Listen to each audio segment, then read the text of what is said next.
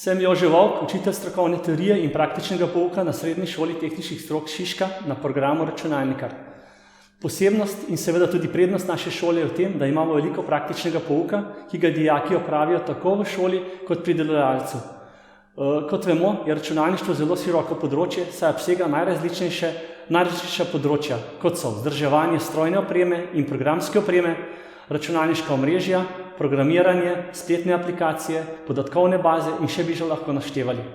Sam poučujem v nižjih letnikih, 1., 2. in 3., predvsem na področju programske opreme in strojne opreme ter programiranja.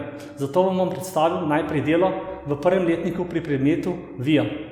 To je predmet vzdrževanja informacijske opreme. Pri tem predmetu, ki je za dijake med pomembnejšimi, dijaki spoznajo obe poglavitni področji računalništva, to sta programska in pa strojna oprema. Dijaki se tako naučijo pravilno namestiti vso programsko opremo, ki je potrebna za delovanje računalnika. Dijaki nameščajo programsko opremo tako v živo kot virtualno.